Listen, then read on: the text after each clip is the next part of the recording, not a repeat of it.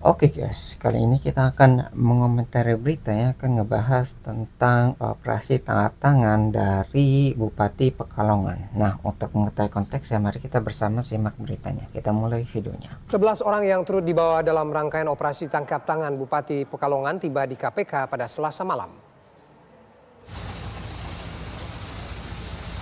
Belasan orang itu pemirsa dibawa dari Pekalongan menggunakan bus.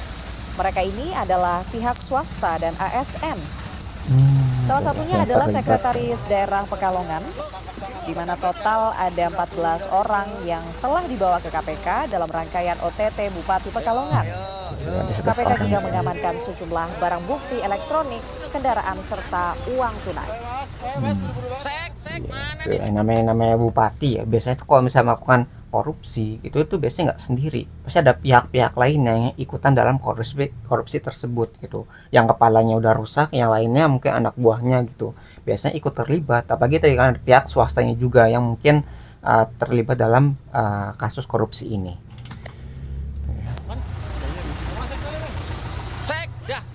11 orang yang diamankan dan dibawa KPK tersebut ada dari unsur ASN dan juga unsur swasta. Salah satunya adalah Sekda Pemkab Pekalongan. Ya, tentu nanti akan dilakukan pemeriksaan karena memang keterangan dari setiap pihak yang diamankan dibutuhkan untuk melengkapi bukti-bukti awal yang sudah dikumpulkan dalam tahap penyelidikan tertutup ini. Adapun dugaan tindak pidana korupsi dalam peristiwa tertangkap tangan ini adalah berkaitan dengan pengadaan barang dan jasa, salah satunya terkait dengan PBJ outsourcing di lingkungan Pemkab Pekalongan. Ya, jadi ini diduga ada di beberapa dinas, oleh karena itu pihak-pihak yang malam ini dibawa ke Jakarta juga ada dari unsur dinas di Pemkab. Pasca operasi tangkap tangan atau OTT yang dilakukan oleh KPK, aktivitas pelayanan kepada masyarakat di kantor Bupati Pekalongan tetap berjalan. Beginilah suasana di kantor Bupati Pekalongan pasca OTT KPK. Suasana nampak lengang, tak banyak ASN yang kelihatan di luar kantor. Aktivitas pelayanan kepada masyarakat juga tetap berjalan. Roda pemerintahan di bawah kendali Wakil Bupati, ada beberapa pejabat yang saat ini ikut diperiksa di KPK dan ruangannya yang disegel KPK dialihkan di tempat lain.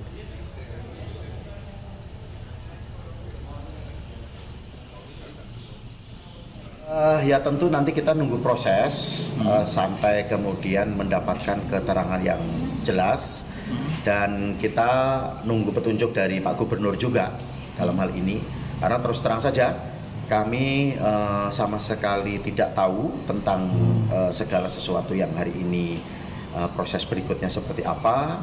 Bahkan rekan-rekan kami, sahabat-sahabat kami yang kemudian dibawa ke Jakarta pun sampai sekarang kita by name-nya juga belum detail seperti apa. Jadi kami masih menunggulah, artinya petunjuk Pak Gubernur, nanti kemudian proses dari KPK itu sendiri bagaimana, kita sangat menghormati dan menjunjung tinggi. KPK menggelar operasi tangkap tangan di wilayah Pekalongan, Jawa Tengah dan menjaring Bupati Pekalongan Fadia Arafik. Informasi terbarunya disampaikan ada Syahda Justija yang ada berada di gedung KPK dan Edi Mustafa di Pekalongan. Kita ke Syahda terlebih dahulu. Selamat siang Syahda. Syahda, bagaimana status dari Bupati Pekalongan yang ditangkap dalam operasi tangkap tangan KPK?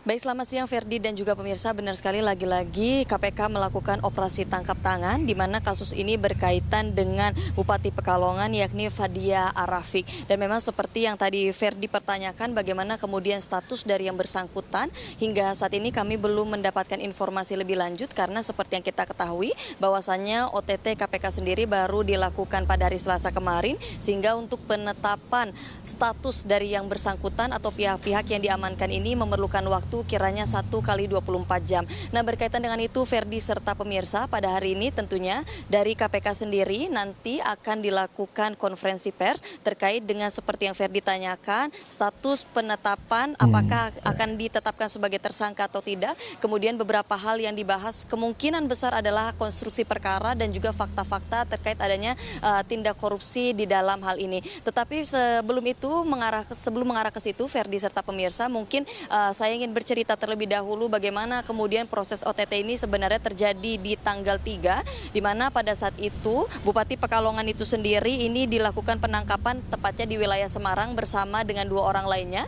yakni orang kepercayaan sekaligus juga dengan ajudannya.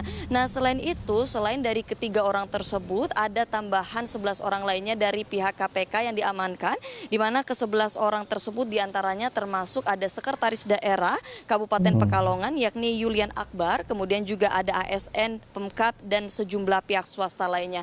Sehingga memang kalau kami bicara soal total akumulasi pihak yang saat ini masih dilakukan pemeriksaan di gedung KPK sendiri, terhitung dari sejak OTT tanggal 3 kemarin ada sebanyak 14 orang. Dan apa sebenarnya yang melatar belakangi proses OTT ini dilakukan? Sebelumnya KPK juga menyampaikan, Ferdi, bahwasannya ada dugaan tindak pidana yang memang diselidiki berkaitan dengan pengadaan barang dan jasa di lingkungan pemerintah Kabupaten Pekalongan. Dan ada pun juga dalam keterangan yang disampaikan oleh jubir KPK itu sendiri, ia menjelaskan bahwa penyelidikan ini mengarah pada potensi manipulasi proses pengadaan termasuk outsourcing, di mana ada indikasi vendor atau kontraktor tertentu yang memang diatur untuk menang kontrak dalam beberapa kegiatan di Dinas Pemkab Pekalongan.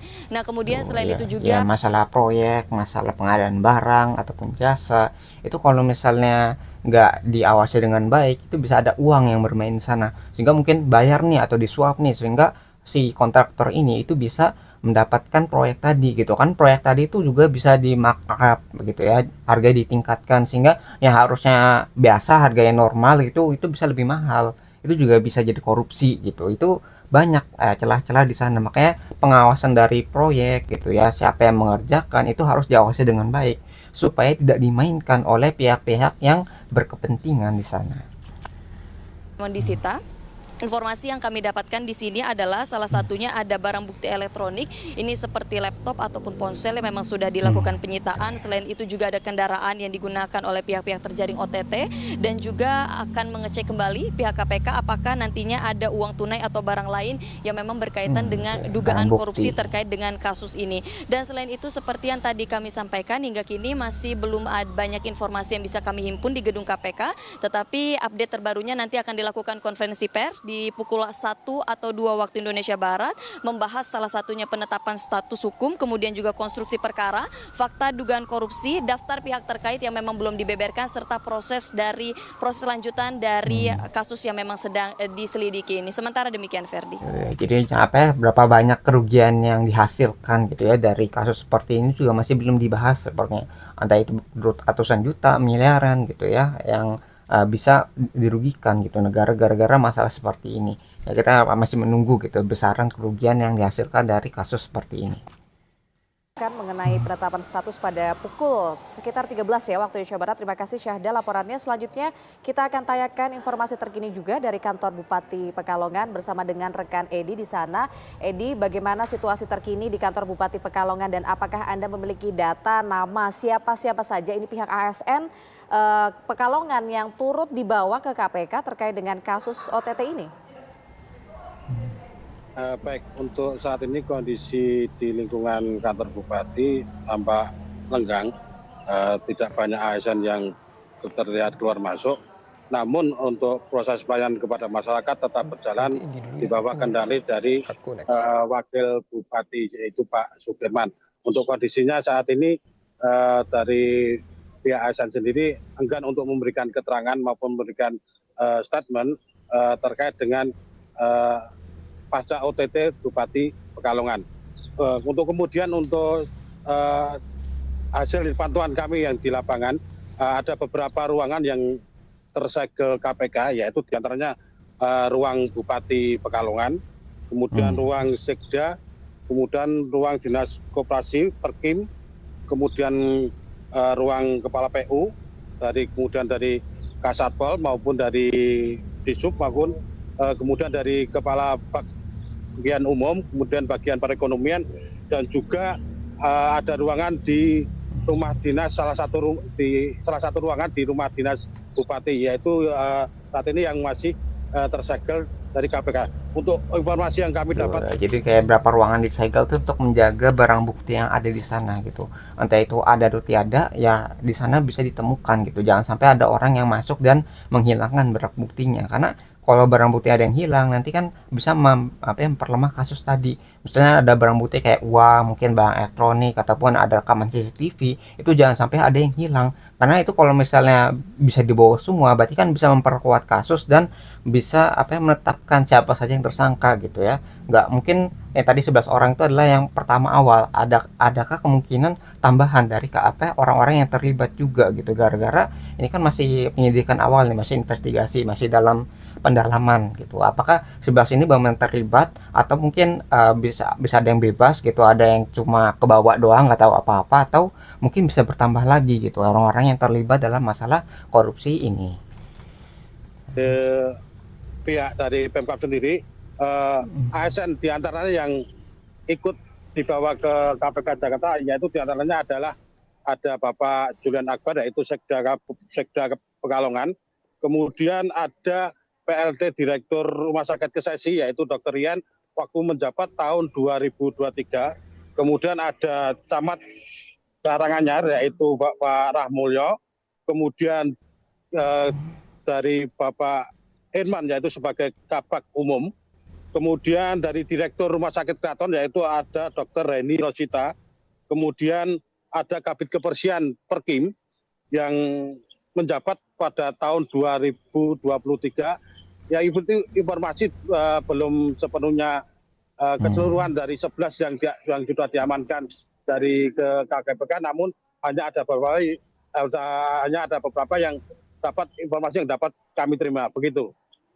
Ya, baik. Terima kasih Edi Mustafa melaporkan dari Pekalongan, dan sebelumnya ada Syahda Yustiza melaporkan dari Gedung KPK Jakarta. Terima kasih teman-teman. Jadi itu ya mungkin yang bisa kita pelajari dari berita ini tentang penangkapan tadi ada 11 orang gitu, tambahan dari kasus operasi tangkap tangan KPK dari Bupati Pekalongan. Gitu ya. Jadi kawan, dengan banyaknya kasus KPK kemarin itu kan banyak yang ditangkap, banyak yang kena OTT gitu ya, itu bisa membersihkan gitu ya pemerintahan kita gitu, ataupun sistem yang terjadi di negara kita. Karena ini jadi percontohan nih, ada yang pajak udah kena gitu, bea cukai udah ada gitu ya, bagian mungkin pejabat-pejabat penting juga pada belajar gitu, jangan sampai melakukan kejahatan seperti ini, karena kejahatan seperti ini itu bisa merugikan masyarakat juga. Misalnya pengadaan barang atau misalnya proyek gitu, itu yang proyek yang mungkin awalnya bagus itu bisa menjadi jelek gara-gara ya tadi bisa bahan-bahannya dikurangi, kan nanti bahan-bahan yang dikurangi tadi itu uangnya bisa masuk ke kantong orang-orang yang memiliki kepentingan. Jadi yang bakal dirugikan di sini adalah orang-orang yang menggunakan fasilitas umum, orang-orang yang bayar pajak gitu ya, itu yang bakal dirugikan dari kasus-kasus korupsi yang telah kita ketahui. Nah, mungkin dengan pemberitaan seperti ini bisa membuat pelajaran untuk lebih jujur lagi dalam bekerja gitu ya. Kalau misalnya dapat kerjaan gitu ya, udah bagus, misalnya dapat gaji, dapat tunjangan, ya bekerjalah dengan kewajiban yang telah diberikan. Jangan sampai menggunakan kekuasaan tadi ya, jabatan tadi untuk melakukan kejahatan seperti ini. Itu apalagi ini bupatinya gitu ya, kepalanya yang harusnya memimpin dengan baik, tapi malah memberikan contoh yang tidak sepatutnya dicontoh gitu ya, malah melakukan tindak pidana korupsi. Nah, mungkin itu yang bisa kita pelajari dari berita ini. Kalau kalian tertarik dengan sumber beritanya, link sudah saya cantumkan di deskripsi video. Mungkin sekian yang bisa saya sampaikan, semoga video bisa bermanfaat. Kurang lebihnya mohon maaf, kita ketemu lagi di pembahasan selanjutnya, insya Allah.